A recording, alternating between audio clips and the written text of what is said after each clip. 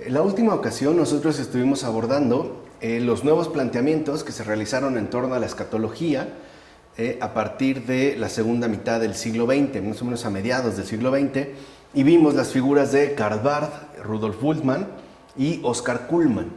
Y hoy aparecerá otro planteamiento que también ha resultado influyente y relevante al respecto y que corresponde a Charles Harold Dodd. Este inglés, como lo podemos ver nosotros aquí, para este inglés, lo característico del mensaje de Jesús se puede resumir en el siguiente lema: escatología realizada. De hecho, él va a hablar ya de lo característico, lo central, lo fundamental del mensaje de Jesús como precisamente escatología realizada.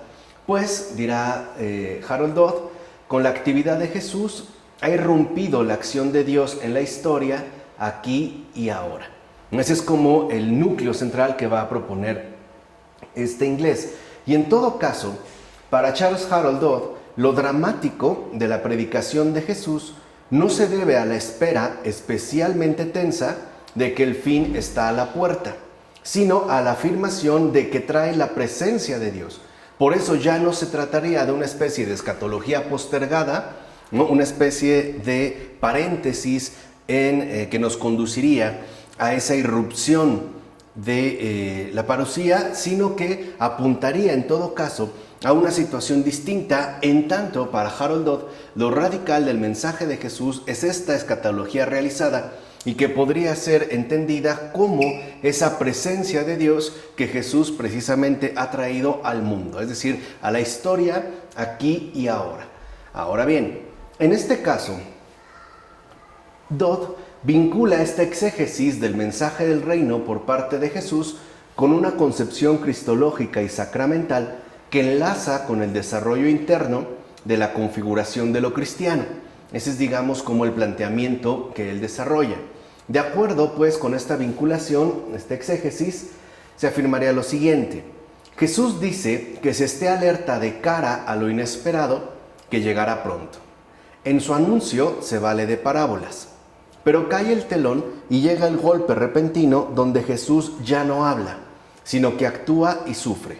Los discípulos, alcanzados y sorprendidos por el golpe, comprenden a la luz de la resurrección que el misterio del reino de Dios se reveló por fin en su muerte y resurrección. Entonces, de acuerdo con Dodd, lo fundamental es que los discípulos han comprendido ya a la luz de la resurrección que el misterio del reino de Dios ya ha quedado revelado.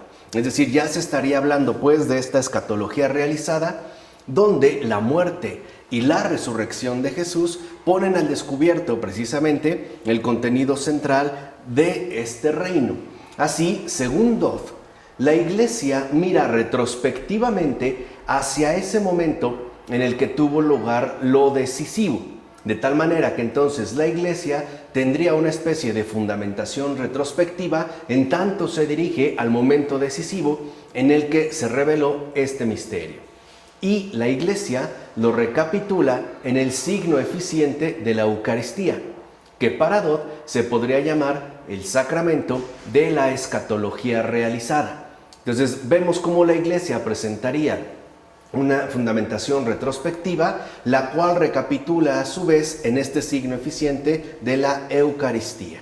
Ahora, en realidad, lo que sí podemos decir que ha ocurrido es que Dodd, partiendo pues de los postulados que ha establecido la exégesis moderna, ha intentado presentar una especie de síntesis eclesiástica en la que la fe de los siglos busca precisamente entrelazar esa vinculación existente entre el pasado, el presente y el futuro del mensaje escatológico que contendría el Nuevo Testamento. Como podemos ver en el caso de Dodd, si bien es cierto, se trata de una escatología realizada a partir de un momento dado, es decir, el hecho decisivo, este hecho fundamenta retrospectivamente el presente de la Iglesia, cuya recapitulación y cuyo avance, es decir, cuya orientación hacia adelante y hacia el futuro, se vería sustentada en este signo eficiente de la Eucaristía. De tal manera que podemos decir que en para Dodd la escatología realizada se reactualiza o se restituye a partir precisamente de la Eucaristía. Y entonces algo quedó claro, y esto es muy importante. La fuerza de lo cristiano, que supera todos los conceptos académicos, proviene ayer, lo mismo que hoy, del hecho de que une mutuamente fe y vida de un modo real y efectivo. Y digamos, sí sería como la aportación positiva e incluso benéfica que hace Dodd. O sea, el volver de nuevo a destacar esa fuerza de lo cristiano que en efecto se desplegaría como una fuerza constituyente de realización. Es decir, no es algo que nos remita a una situación meramente pasada y que tampoco nos conduzca hacia un futuro absolutamente incierto, sino que mantiene esa tensión viviente entre fe y vida que en efecto nos coloca a nosotros en una postura tanto real como efectiva, es decir, de acuerdo con una realidad de concreción. Ahora, en este planteamiento, digamos, entre estos planteamientos, ¿no?, como ahorita hemos mencionado, de Barth, de Bullmann, de Kuhlmann y finalmente de Charles Harold Dodd, aparece pues otra vertiente en la cual a grandes rasgos se le ha dado o se le ha denominado teología de la esperanza, la cual ciertamente estará muy relacionada con la llamada teología política, porque precisamente a esta fuerza de lo cristiano que en algunos casos se quiere interpretar de un modo diverso a cómo, por ejemplo, la tradición, al menos hasta el siglo XX y bien entrado el siglo XXI, se ha venido, o a inicios del siglo XXI, se ha venido comprendiendo. Y en efecto, podemos ver que con respecto a la teología de la esperanza, que va muy de la mano también de la teología política, la escatología formal de la decisión, que como ya sabemos es obra de Bullmann, había fascinado porque unía mutuamente una piedad radical con una total entrega del mundo a la razón profana. Dijimos, parecía que así resolvía digamos, como la problemática que al menos bajo el contexto de mediados del pasado siglo XX estaba presente. Pero también es cierto que al mismo tiempo esta propuesta de Bullmann había privado a la fe de todo contenido, en tanto se prescinde de la cuestión del sentido que ésta tiene para el mundo y la historia. Dijimos, lo había hecho algo exclusivamente existencial, en tanto, digamos, un compromiso que en efecto conlleva a toda la existencia a tomar una postura que estaría, digamos, dada en esta especie como de desapego o superación del acontecer temporal. Así pues, a la larga, por muy sugerente que fuera tal propuesta, esto en efecto no podría ofrecer solución genuina. ¿No? Quedaba algo como a la deriva, como que a final de cuentas la fe cristiana se diluía en una decisión que carecía de la fuerza para el mundo en general y sobre todo para la historia en particular. Por eso, aparecida en 1964, la llamada Teología de la Esperanza fue seguida por Metz con su programa de Teología Política, ¿no? Era pues como otra alternativa. Por su parte, para Moltmann, la escatología continúa siendo también el centro de la teología, pero cambiando la perspectiva radicalmente, esta, es decir, la escatología, ya no es para desatenderse del mundo, sino que ahora más bien coincide con el sufrimiento y la pasión que surgen del contacto con el Mesías. Hay una inclinación, pues, hacia el sufrimiento y la pasión que en efecto surgirían del contacto con el Mesías. De tal manera que ya podemos ver, por ejemplo, en este caso, para Moltmann, hacia dónde tendría que quedar orientada la teología. En pocas palabras, hacia los sufrientes y los que están finalmente vinculados por el sufrimiento, por la injusticia, por el dolor, etcétera, con el Mesías en este mundo. Por eso se buscará elaborar una teología de la esperanza que en gran medida coincidirá con esta teología política. Y así pues, en la escatología no se trata ni del presente ni del momento, es decir, esta exclusividad existencial, como ocurría con Bullmann. Tampoco del centro del tiempo ya pasado, por ejemplo, como en Kuhlmann, ni de la eternidad, sino del tempus realmente cristiano, que en este caso apelaría a el futuro. Entonces veríamos cómo ahora la orientación queda precisamente, ¿no?, dada a partir de el futuro, lo cual ya parece implicar una cierta tarea a realizar, una especie de esfuerzo necesario para alcanzar aquello que en efecto se está buscando.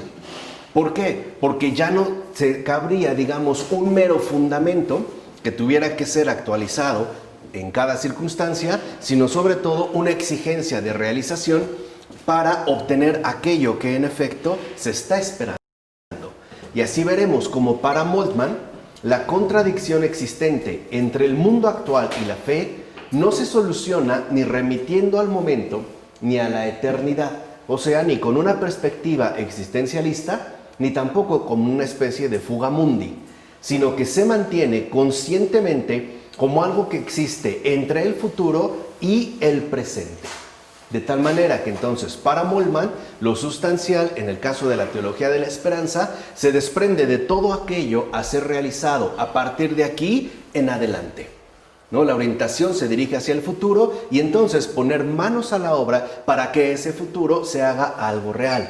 Por tanto, ser cristiano quiere decir hacer frente a las realidades del presente a partir del futuro, que es justamente la postura que asume Moltmann. Es decir, las esperanzas despertadas por la promesa no pretenden iluminar la realidad existente, sino la que viene.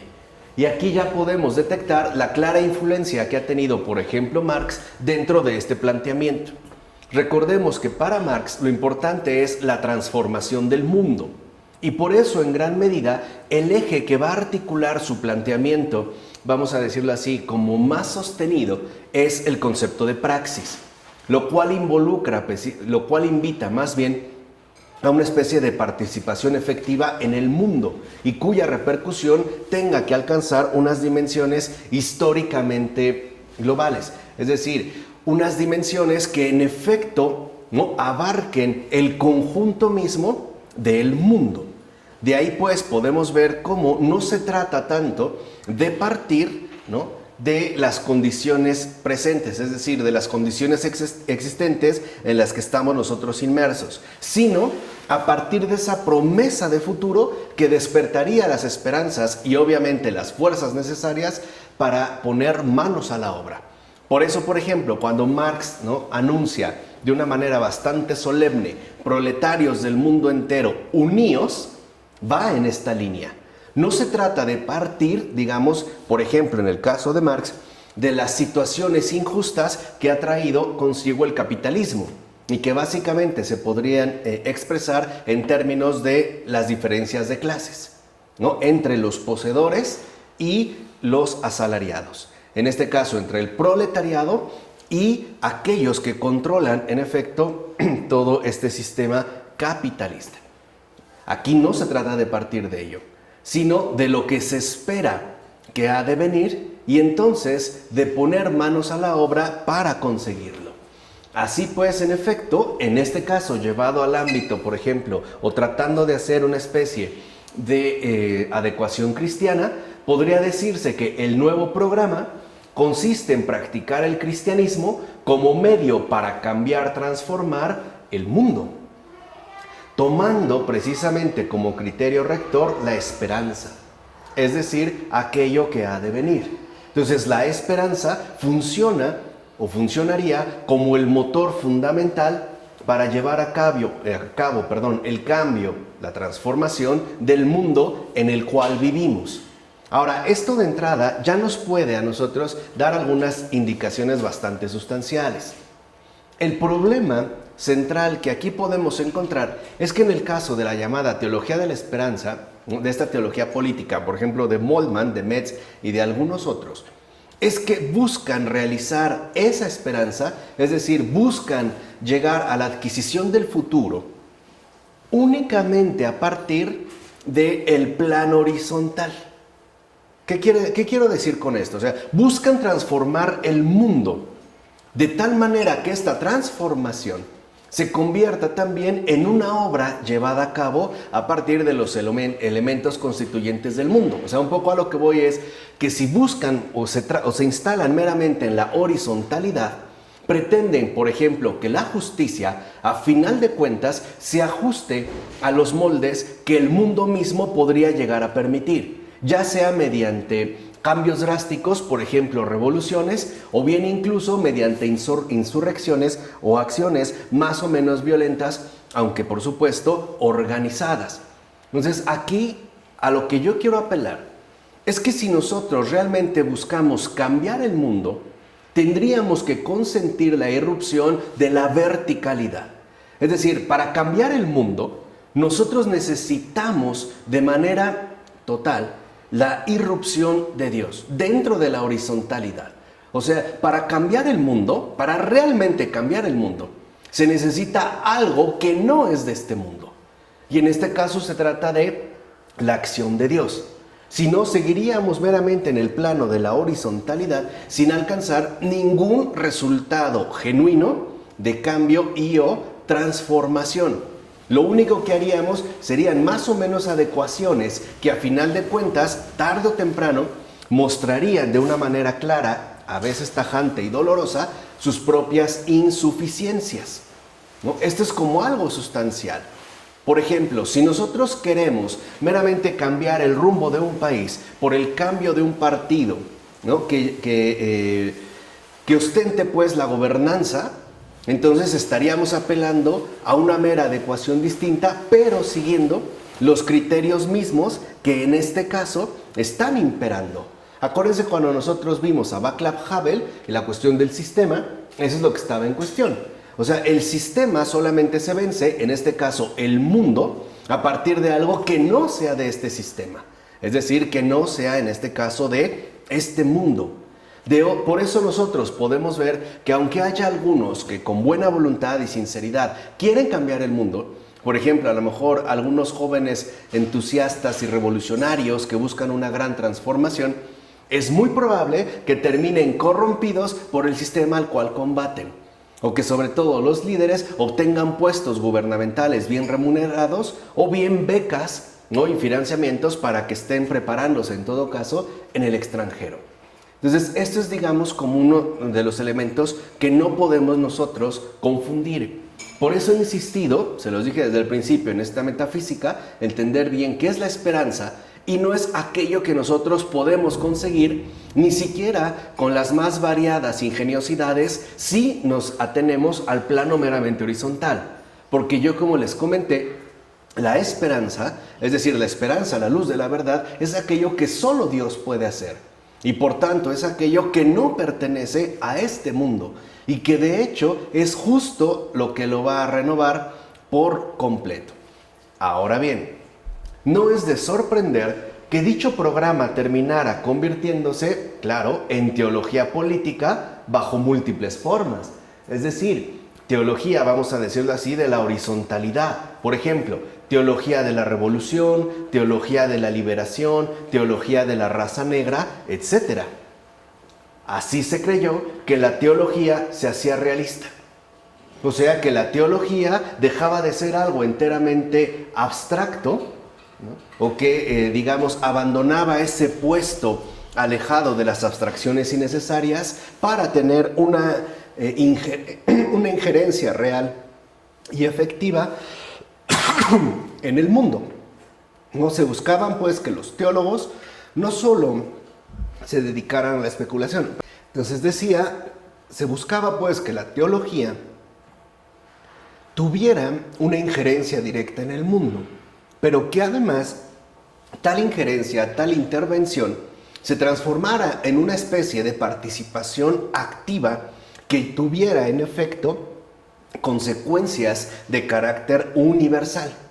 Por eso podemos ver que lo más importante de todo, bajo esta perspectiva, la teología se convirtió en teoría de la práctica con efectos universales, precisamente como lo pretendía la praxis marxista. Por supuesto, aunque en estas teologías pueden encontrarse algunas perlas especiales, y es cierto, habría que mencionar dos importantes dificultades. porque muchos se han adherido, digamos, a esta teología de la esperanza. Primero, si el cristianismo se interpreta como estrategia de la esperanza, lo primero que habría que preguntarse es lo siguiente: ¿de qué esperanza se trata? Es un poco lo que yo les traté de mencionar cuando hablaba de la horizontalidad y de la verticalidad. Porque podemos hacer en efecto muchas adecuaciones. Incluso puede ser que lográramos conseguir muchos cambios. Pero el problema es que esos cambios, si únicamente apelan a una estrategia de la esperanza, acabarán siendo exactamente lo mismo. Piensen, por ejemplo, lo que ocurrió en la desaparecida ex Unión Soviética, en la ex-URSS, en esta Unión de Repúblicas Socialistas Soviéticas. Hablaban de libertad, de justicia. Supuestamente ellos, ¿no?, se rebelaron contra la dictadura que ejercía, en este caso, el capitalismo, y terminaron estableciendo su propia dictadura. Claro, la dictadura del proletariado, que de manera muy específica se transformó en la dictadura del partido, es decir, de los soviets. Según se cometían muchas injusticias, y ellos también, en efecto, cometieron muchísimas injusticias. Entonces, esto es como el punto fundamental.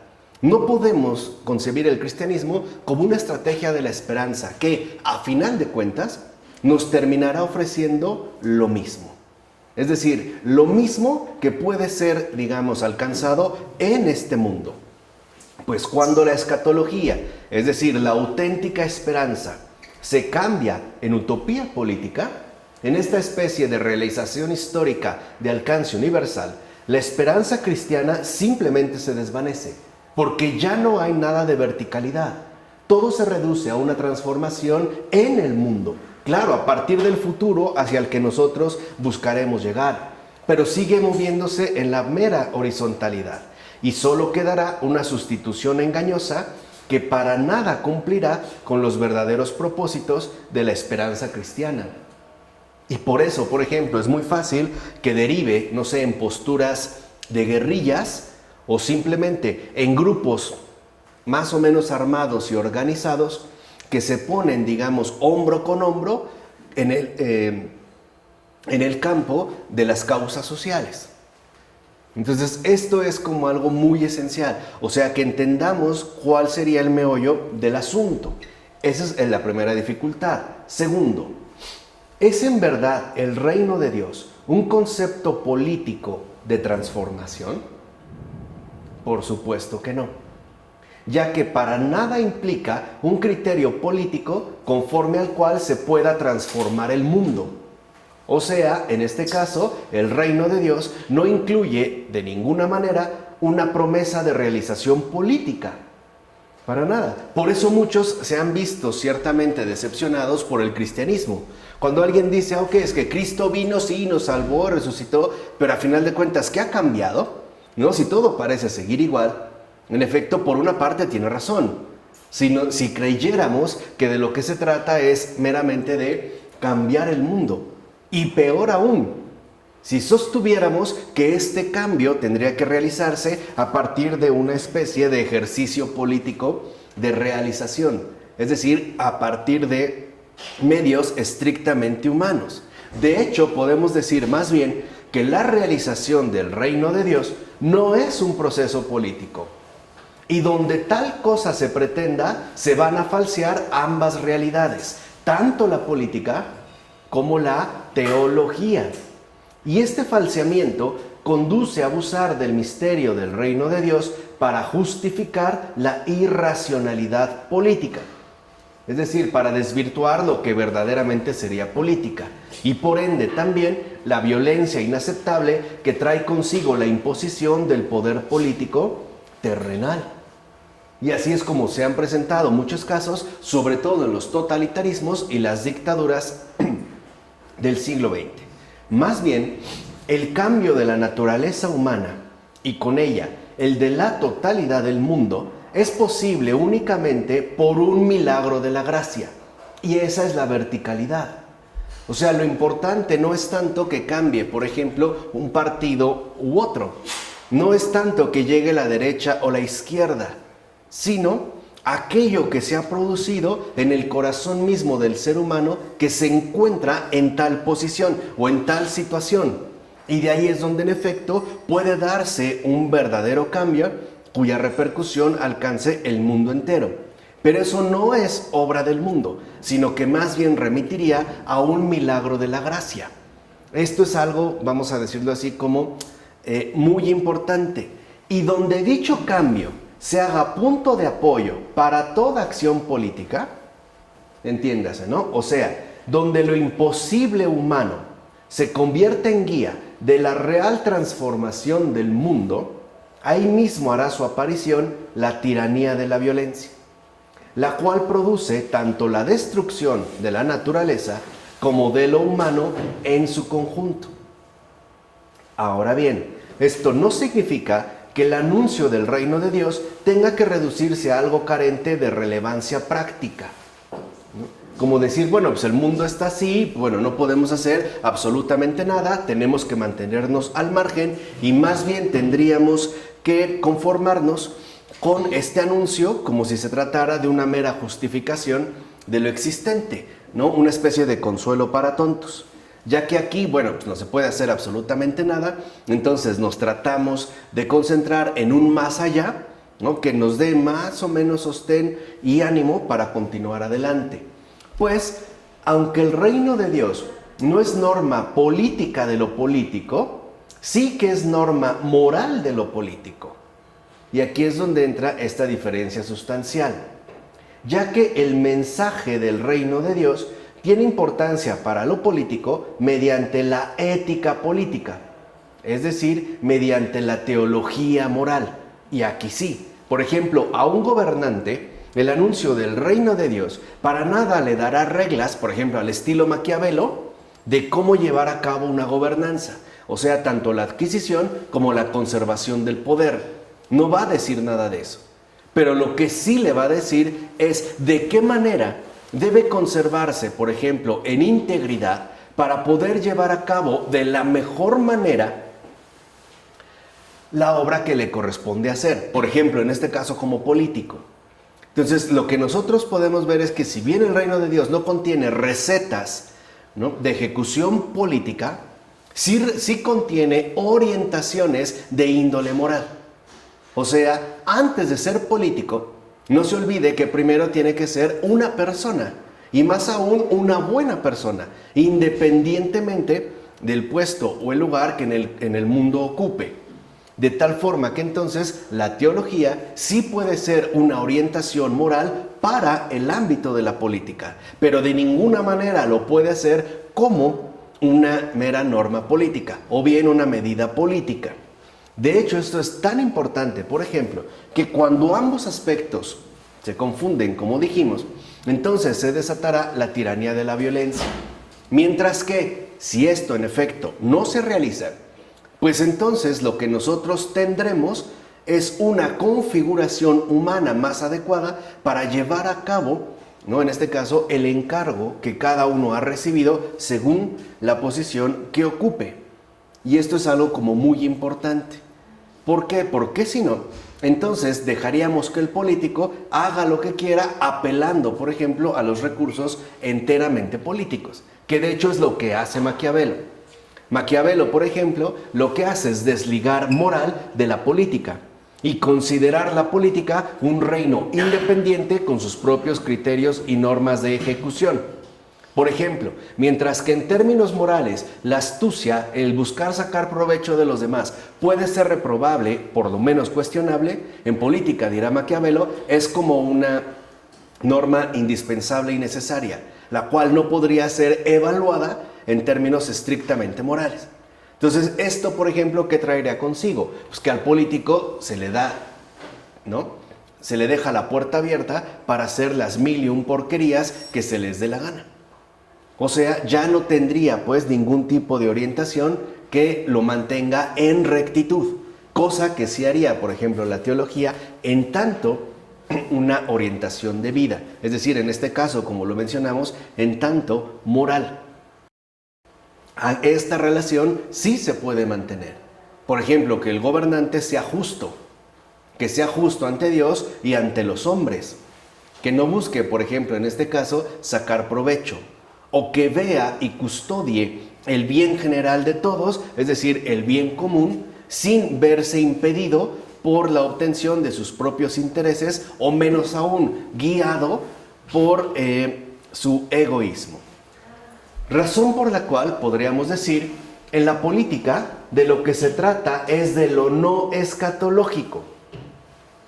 Las realizaciones políticas no coinciden con las auténticas realizaciones de la esperanza. ¿Por qué? Es decir, la escatología. ¿Por qué entonces la política tendría que ver con lo no escatológico? Porque serían aquellos medios que nosotros a los cuales deberíamos apelar y recurrir para tratar de mantener un orden mejor en este mundo. Pero la política, en cuanto tal, no es capaz de ofrecernos una auténtica transfiguración de la realidad a la cual pertenecemos, que así serían, en este caso, obras, realizaciones de la esperanza. Es decir, lo que he insistido, algo que solo Dios puede hacer. De hecho, una de las tareas fundamentales de la teología cristiana consiste en mantener separadas la escatología y la política. Esa es una de las tareas fundamentales de la teología cristiana. Y manteniéndose en esta separación es como se permanece en el camino de Jesús y de su escatología, opuesta, como hemos visto, al celotismo, que ya también mencionamos en su momento. Esta separación es crucial.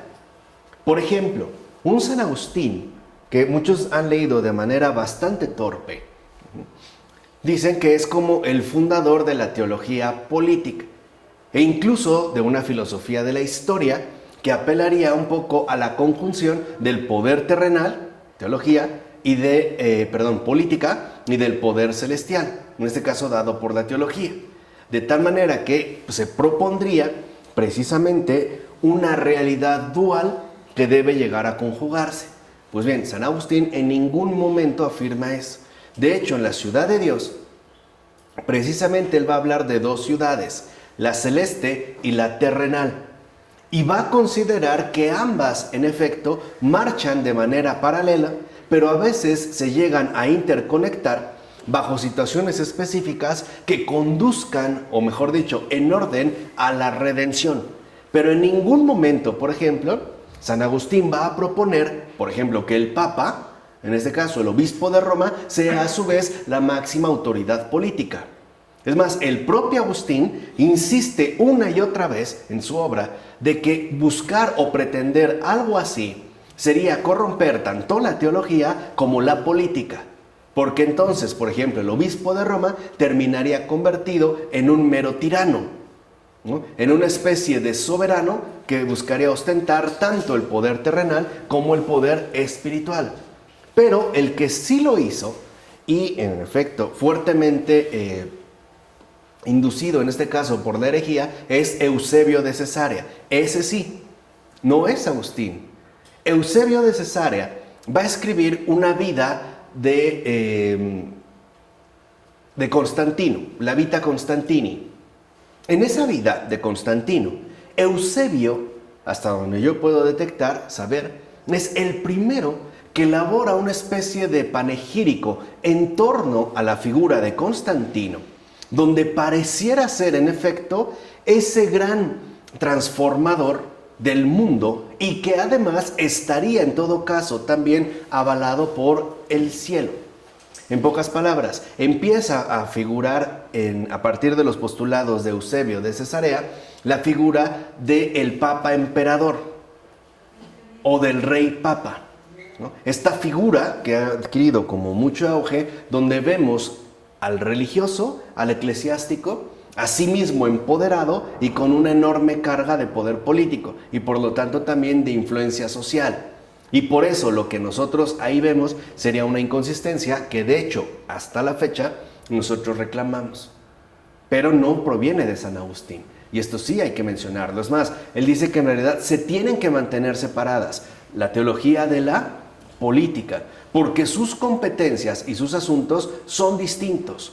Pero eso sí, no pueden darse la espalda una a otra.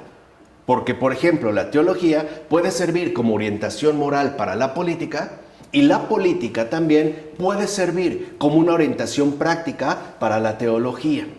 Esto es fundamental. Entonces, mientras, por ejemplo, la política podría tener al tanto a la teología de las cuestiones sociales, la teología podría orientar moralmente, ¿no?, a los políticos y a la política en general para no perder la rectitud.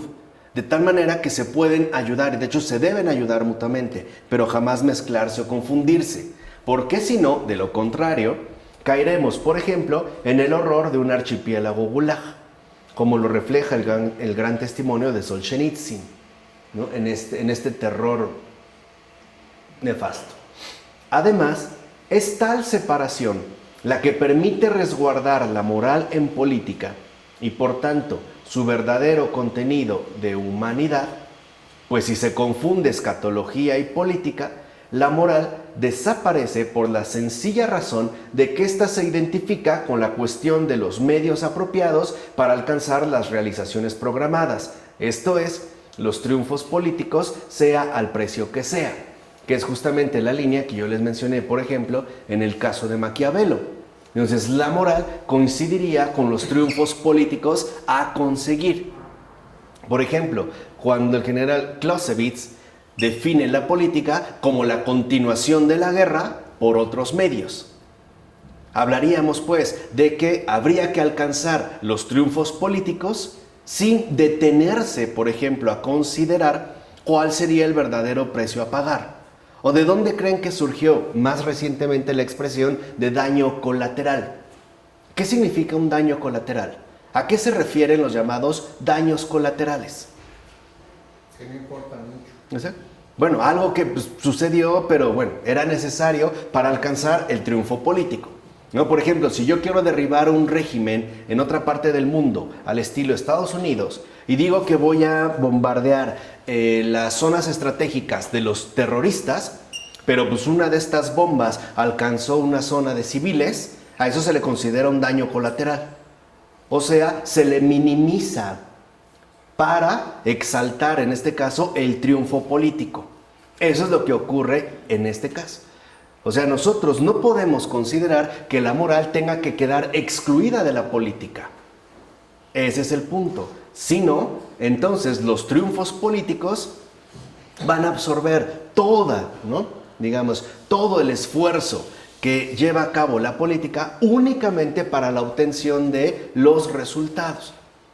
Por eso se inventaron en Estados Unidos el término de daños colaterales. Bueno, pues sí ocurrió, que sí es un daño, ¿no? Pero no tiene que ver con la centralidad del asunto, en este caso con el triunfo político. Por ejemplo, al momento de derribar un régimen o realizar cualquier otra acción, en este caso, por ejemplo, militar. Pues bien, si hacemos un balance provisional de lo expuesto hasta ahora, podemos decir lo siguiente. Es necesario tener el coraje de salir con más confianza y determinación al encuentro de las teorías. No creamos que por ejemplo, nuestra situación creyente involucra simple y sencillamente el ejercicio de mi fe personal, una especie de devoción en solitario. No, ¿por qué? Porque las teorías también finalmente repercuten en nuestra experiencia de vida comunitaria. En pocas palabras, las ideas no son neutras y tampoco son indiferentes. Pueden llegar a perjudicar o afectar de una manera bastante drástica. Y por ello también tenemos que salir con determinación, ¿no?, y con más confianza al encuentro de estas teorías. O sea, no creamos que solo son para los especialistas, pues. No creamos que, por eso aquí hemos expuesto a varios, ¿no? Heidegger y y el otro, y el otro, y el otro, y seguimos un montón. Porque no creamos que como creyentes eso solo le competiría al especialista, al teólogo, al filósofo. No. Nos compete a cualquiera de nosotros, en tanto cristianos, si en efecto estamos comprometidos con la causa de Jesús, es decir, con la salvación de todas las almas. Y si una de estas obras es portadora y transmisora del error, pues yo también tengo que dar un paso al frente. En pocas palabras, no nos podemos mantener al margen. ¿Sí se entiende? O sea, esto es lo primero que nosotros debemos de entender. O sea, lo que les dije, no podemos seguir conservando esa pereza intelectual que tanto daño produce, no solo en nosotros, sino en todos los demás. Por ejemplo, a lo mejor nuestros hijos o nuestros jóvenes están leyendo un autor que nosotros ni conocemos, ni hemos consultado, ni sabemos de qué se trata, y lo dejamos. Y no nos atrevemos a salir al encuentro de estas teorías y entrar en una verdadera discusión. En este caso, a saber confrontarlas. Por eso, pues, la exigencia intelectual no es para algunos, es para todos. Y en particular para el creyente. ¿Por qué creen, por ejemplo, que antiguamente los padres de la iglesia leían tanto? Por el bien de las almas, para decir, oye, esto, cuidado aquí, cuidado por allá, cuidado por acá, cuidado con esto. O sea, no solo es una exhibición de erudición, es un servicio, es un ejercicio, es una misión, pues. O sea, es una obra también de redención. Por eso nosotros no podríamos, pues, quedar, como he mencionado, al margen. No podemos limitarnos, ¿no? Aunque eso no quiere decir que no lo debamos hacer, ojo, porque es bueno y es algo de estos tiempos. Pero no podemos limitarnos, por ejemplo, a la observación a distancia de noticieros, o de series, o de películas. También tenemos que entrarle, pues, al ámbito intelectual, siempre pensando en el beneficio de las almas. Eso sí, habrá que situarlas apropiadamente en el marco del gran movimiento histórico de nuestra realidad. Por eso es que el pensar involucra un esfuerzo. O sea, no podemos, pues, suponer que estamos pensando si solo nos lo tomamos a la ligera. Por ejemplo, para pensar, pues hay que tomarse en serio la historia. Ahora, ¿qué es la historia? Pues es ese proceso dinámico de realización que nos permite comprender cómo hemos llegado hasta aquí. Y por lo tanto, clarificar la situación actual en la que vivimos y también prever hacia dónde es que, de seguir el mismo rumbo, nos vamos a dirigir, ¿no? Es pues una cuestión de identidad, que de hecho me parece que lo aprendimos, espero que sí, de una manera adecuada con Charles Taylor. Por eso tanto recorrido, ¿no? Ir por acá, ir por allá, no solamente es pues dar como una opinión débil, ¿no? Como una especie de parecer flojo, no. O sea, que realmente haya un interés, ¿no?, en el uso de la razón y por lo tanto una recuperación del logos. Porque acuérdense que también el logos es Jesús. Y él, como él mismo lo ha mencionado, nos indicó que nosotros somos luz del mundo, no tinieblas para los demás. Ahora, tal coraje debe tener como principal rasgo la modestia sustancial de no creer que es ahora cuando, gracias a la genialidad propia, se descubre el verdadero cristianismo. No, es decir, que ya por fin encontramos ahora sí la esencia del cristianismo, ¿no? Ahora sí vamos a poner al descubierto, gracias a nuestra enorme genialidad o nuestra enorme capacidad intelectual, el verdadero cristianismo. No, se requiere modestia. Y tras esta modestia podría manifestarse algo aún más grande: la humildad de rendirse a la realidad en su verdad. Es decir, la humildad que no inventa la realidad cristiana, que no busca hacer de la realidad cristiana algo a su gusto, algo según su parecer, porque la humildad no conoce las invenciones, sino que más bien la encuentra en la comunión sacramental de la fe que atraviesa todos los tiempos, la asimila y finalmente la transmite. Por eso, como dijimos, la dinámica del cristiano se mueve en torno a la herencia testamento. Nosotros no inventamos lo cristiano, se nos transmitió, se nos dio. Piensa en la forma litúrgica del bautismo, ¿no? Los padres o los solicitantes responden a una pregunta bien fundamental. El sacerdote les pregunta, ¿qué piden a la iglesia? O sea, eso es algo que ya se posee. Por eso yo no voy y me bautizo solito y trato de hacer mi rito. Nosotros lo recibimos, es algo que se nos dio.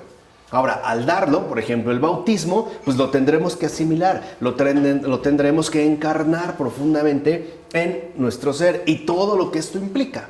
Y finalmente también yo tendré que transmitir. O sea, esto que recibí, este testamento, esta herencia, se tendrá que transformar a su vez en un testamento. Así pues, comenzamos por una recepción, atravesamos una asimilación y terminamos en una transmisión. Y todo dependerá si esta transmisión es conforme a la verdad o no. O por ponerlo en términos más tradicionales. Todo dependerá si nuestra respectiva transmisión se mantiene en la ortodoxia o bien abandona la ortodoxia. O sea, si realmente se mantiene en la verdad o bien se desvió por medio del error. Es un poco como cuando se transmite un mensaje. Alguien te dice algo y la pregunta es si tú lo pasaste con fidelidad. Ahora, aquí no solo es un mensaje, es un acontecimiento. De hecho, no solo damos un mensaje, transmitimos una experiencia de encuentro vivo con Jesús, el Señor. Entonces, ¿qué tanto hemos sido fieles precisamente a esa recepción? Probablemente el problema está en que no hemos recibido adecuadamente o todavía no lo asimilamos profundamente o bien todavía no alcanzamos a transmitirlo fielmente, ¿no? Ahora, pensemos, por ejemplo, acá no en este esfuerzo intelectual, en el tipo de salvación que esperaban los judíos en tiempos de Jesús. Dichos judíos esperaban la salvación gracias a un cambio radical de la situación que a final de cuentas abarcaría todo el cosmos. Entonces, lo primero que los judíos en tiempos de Jesús piensan con respecto a la salvación es un cambio radical de la situación, obviamente refiriéndose a ellos. Por ejemplo, que podrían considerarse, y con toda razón, oprimidos. ¿No? Digamos, serían como los oprimidos. Ellos están pensando en un cambio sustancial de la situación que viven, pero que a final de cuentas terminaría teniendo una repercusión universal. Es decir, que tendría pues un efecto para todo el universo, puesto que abarcaría todo el cosmos. Pero tenían una visión elitista. Claro, en ellos, ¿no? Digamos como este pueblo. Pero lo importante es que se figuraban la salvación como una especie de transformación total con base religiosa. De hecho, las tentaciones de Jesús, tal y como nos las transmiten Mateo y Lucas, reflejan exactamente este tipo de esperanza. O sea, este tipo de esperanza judía. Pan del desierto, milagros sensacionales, poder y dominio político total sobre todo el mundo. Eso es lo que se esperaba.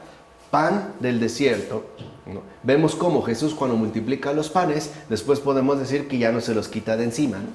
Además, esperan también milagros sensacionales y, sobre todo, poder y dominio político total sobre todo el mundo. Claro, por supuesto, por parte del pueblo elegido. En este caso, por parte de los judíos.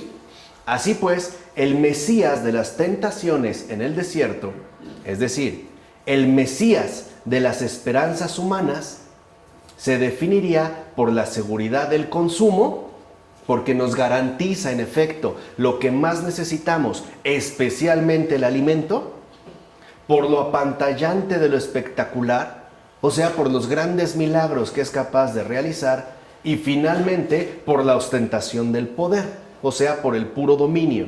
Entonces, Satanás, cuando se acerca, ¿no?, a tentar a Jesús, se acerca a él como el Mesías esperado por los judíos. En pocas palabras, Satanás lo tienta como el Mesías de las esperanzas humanas. O sea, Satanás no sabe realmente quién es. Como que duda si no será, pero no lo sabe. Es curioso, mejor otros sí, ¿no? Otros demonios de menor rango menos él. ¿Se acuerdan? Esos que están en los cerdos. Jesús, ¿qué tenemos que ver contigo? Sabemos quién eres tú. Y este no. Pero ok, si aparece como el Mesías, Satanás está convencido de que este Mesías tiene que cumplir los requisitos de las esperanzas del pueblo judío. ¿Y por qué no sabía? ¿Por qué no sabía? Por una gracia. ¿Para qué? Esto es como algo importante, ¿no? San Anselmo, por ejemplo, en su obra, que escribe unos artículos sobre el demonio, habla del por qué se le privó de ese conocimiento. Precisamente en su soberbia intelectual, ¿no? De ver cómo no es capaz ni siquiera de darse cuenta de aquello más importante que Dios mismo realiza. Lo más obvio. No, está como tan elaborado que no. Entonces, aquí lo vemos. Este Mesías, en primer lugar, tendría que garantizar el consumo, es decir, del alimento. Primera tentación, dile a estas piedras que se transformen en panes.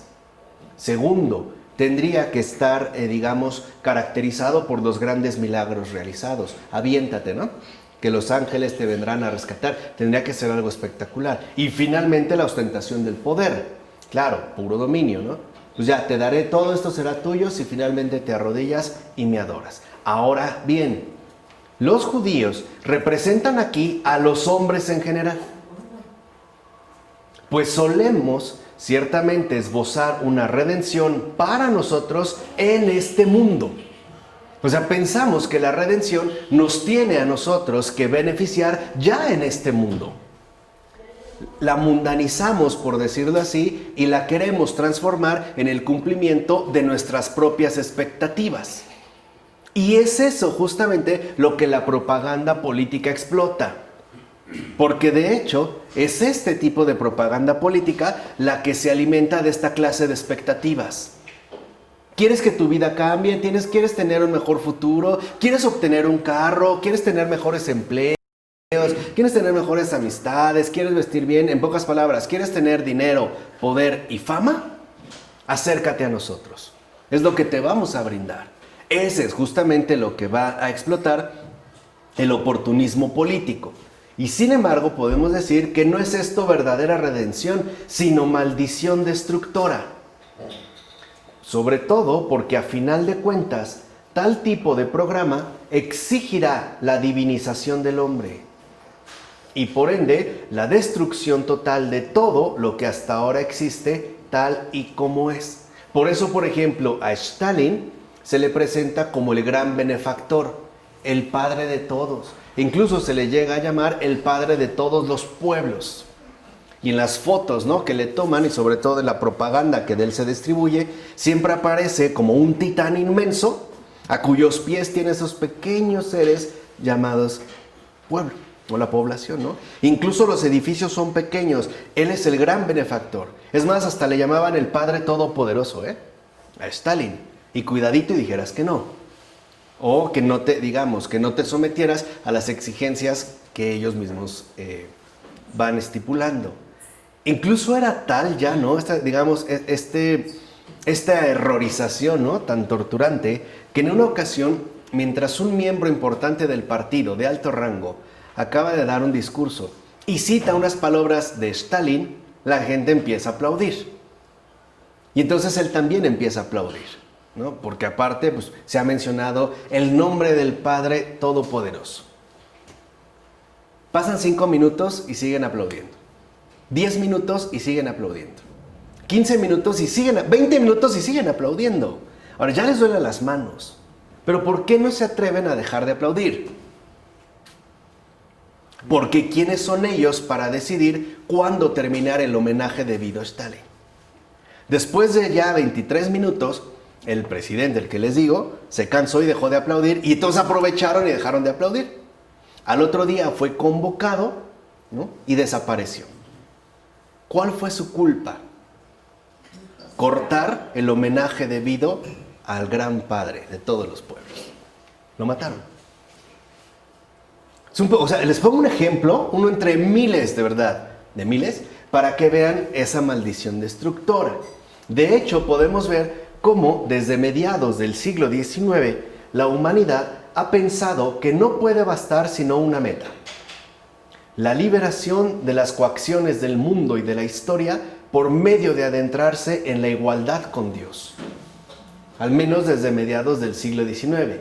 Pero como esto no es ni ha sido posible, pues lo que parece quedar entonces es el absurdo, el hastío, la náusea, etc.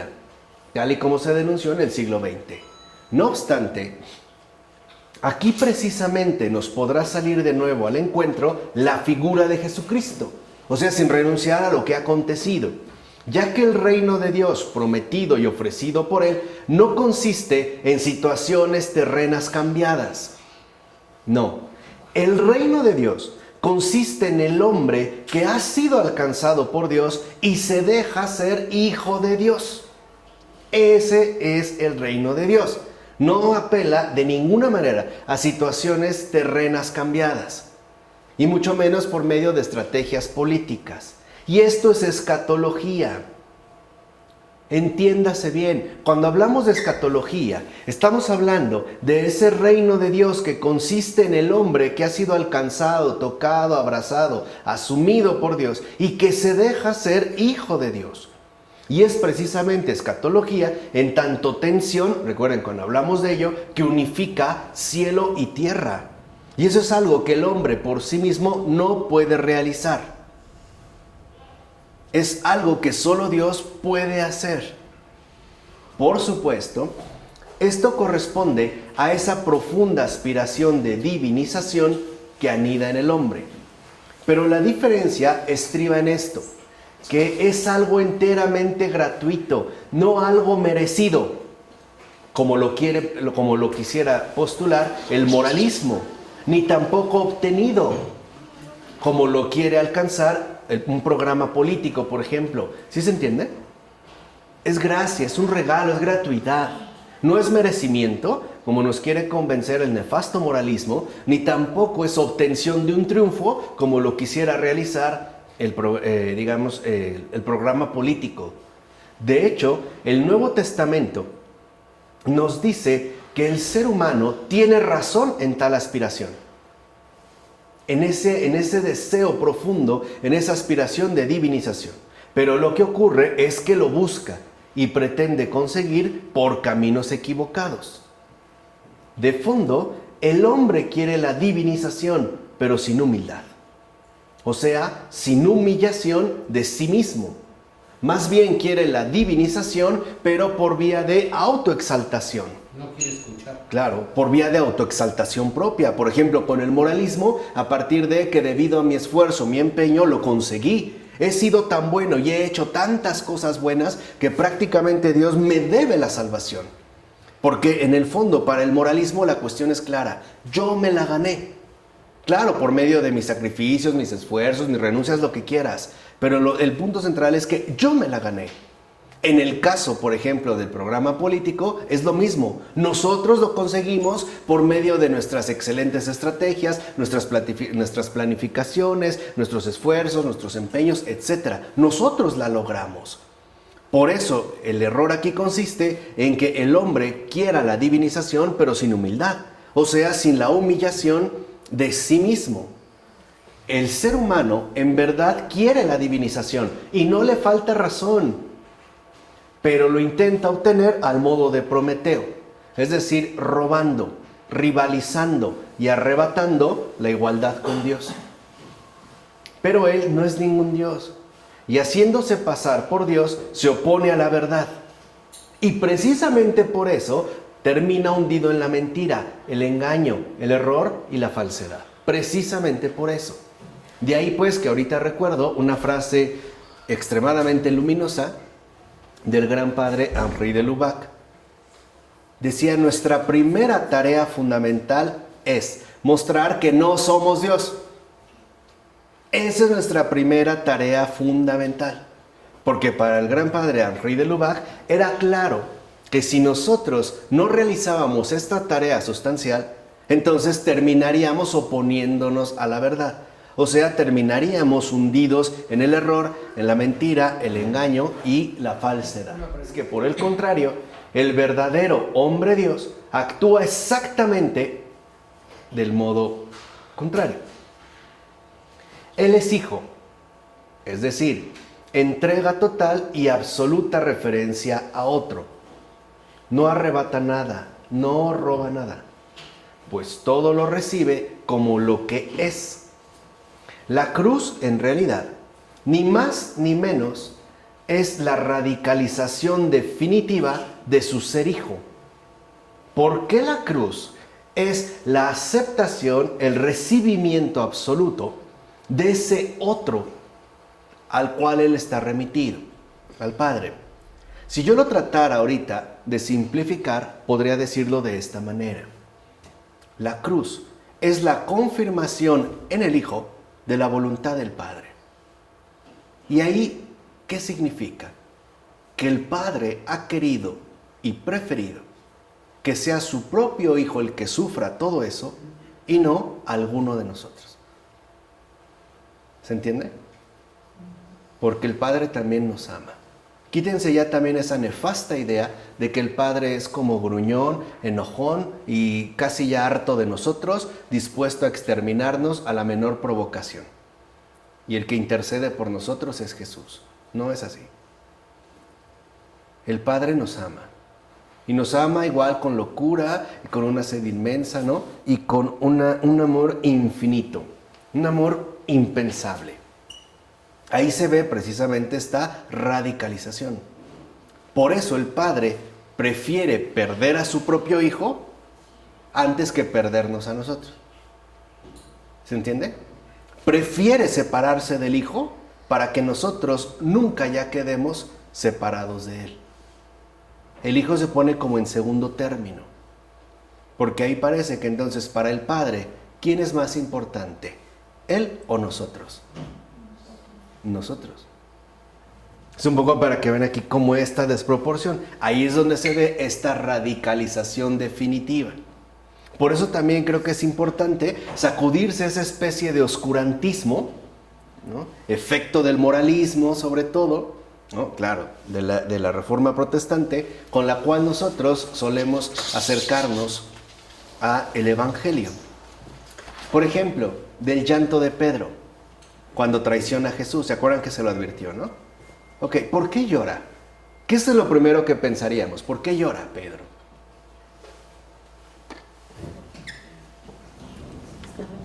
Pensamos en una especie de llanto de amargura, ¿no? Como que se duele del pecado cometido porque sí lo ha traicionado. No. Bueno, sí, ¿no?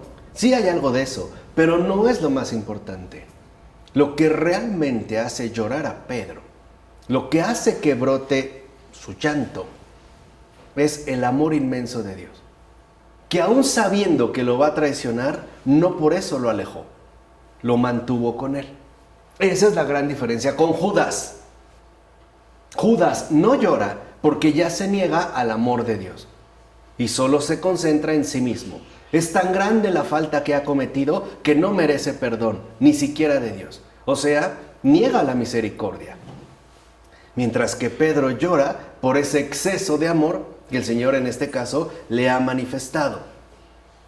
¿Sí se entiende? Por eso es tan importante, ¿no?, que nosotros pues entendamos en dónde estamos ubicados. Y en este sentido, puede decirse que el hombre puede hacerse Dios, pero no haciéndose a sí mismo tal, sino únicamente haciéndose hijo, dejándose hacer. Por eso el Papa Francisco hace unos pocos días dijo una frase muy bonita, ¿no? Dice, Dios no les pide los hijos a los padres, Él les da a su hijo. Eso es lo primero. Como a veces pensamos, no es que Dios me lo pidió a mi hijo. No pide los hijos. Él nos da a su hijo. Eso es lo primario, es decir, eso es lo primero. Y en efecto, es ahí, en el comportamiento de hijo de Jesús y en ninguna otra parte, donde se alumbra y da a luz el reino de Dios. El reino de Dios es justo la forma de hijo. Es decir, ahí donde se acepta la forma del Hijo, cuya igualdad con Dios se da en forma de hombre. El hombre debe pues morir a sí mismo para hacerse hijo de Jesús y por tanto hijo de Dios. Así, el Hijo es la respuesta primordial a la cuestión sobre el reino de Dios. Y en él se ha resuelto también la insoluble separación entre el ya y el todavía no. En él se han juntado muerte y vida, destrucción y ser. La cruz es la pinza que junta la separación. En consecuencia, es evidente que el mensaje de Jesús tiene que oponerse decididamente a una escatología de las circunstancias, pues no hay que insistir en las circunstancias, sino en la persona. Y esto significa que la redención no viene dada por la satisfacción de los egoísmos, tal y como se imagina nuestra escatología privada. Por ejemplo, ¿cuántas veces pensamos que ojalá yo me salve o esté en el cielo porque por fin voy a descansar, estar muy feliz y pasármela a todo dar? Ya. Esos son los egoísmos privados. Esa es la satisfacción de los egoísmos. Nunca pensamos, ojalá me salve, ¿no? Para ahora poder actuar, hacer más por los que aún no llegan. No, o sea, lo pensamos ya como la satisfacción de los egoísmos, precisamente como se lo imagina nuestra escatología privada. Por eso, entiéndase de una vez por todas. La redención no significa saturación complaciente de los egoísmos, sino ponerse en camino en otra dirección, dándole la espalda al egoísmo sin voltear de nuevo hacia atrás. ¿No el propio Señor Jesús lo dijo claramente? El que pone la mano en el arado y voltea hacia atrás no sirve para el reino de los cielos. No sirve. ¿Por qué? Porque no está dispuesto a morir a sí mismo. Vuelve a voltear una y otra vez a su egoísmo y por eso no hace la labor que tiene por delante. Poner ya la mano en el arado, eso no sirve. No puede. Vamos, no puede desprenderse de sí mismo. Vuelve una y otra vez a la misma dirección, es decir, al egoísmo. Por eso la redención no es estrecha, sino amplia, universal, católica, pues se dirige a todos sin excepción. Y en esto radica precisamente la esencia radical de la salvación de Dios. A todos sin excepción. Por supuesto que el ser humano no es productor del reino de Dios, sino receptor de un ofrecimiento. Ese hacerse hijo que conduce al ser Dios. Entonces, cuidado, el ser humano no es productor, es receptor. Y precisamente así es verdadera esperanza el reino de Dios. Por eso al hombre se le da tiempo. Esto es, tiempo de espera. Tiempo de espera para recibir y dar amor. ¿No es lo que llamamos tiempo de conversión? ¿No es la vida ordinaria de cada creyente? Y el hombre puede esperar porque en el crucificado ha surgido el amor más allá y por encima de la muerte. Más allá y por encima de cualquier circunstancia. Y si Ernst Bloch, que escribe su Teología de la Esperanza, son como 4 volúmenes, definió al mundo como un laboratorio y por tanto donde no hay nada que esperar, sino que hacer, ¿no? Poner manos a la obra, nosotros podemos decir que el mundo no es un mero laboratorio, sino una elaboración incesante de Dios por darnos una y otra vez esa pequeña esperanza, esa esperanza niña, como dijera el gran Charles Péguy, que jamás, nunca se ha visto defraudada por su Padre, que es su único y más grande fundamento. ¿De acuerdo? Vamos a dejar este aquí. En nombre del Padre, del Hijo, del Espíritu Santo. Amén.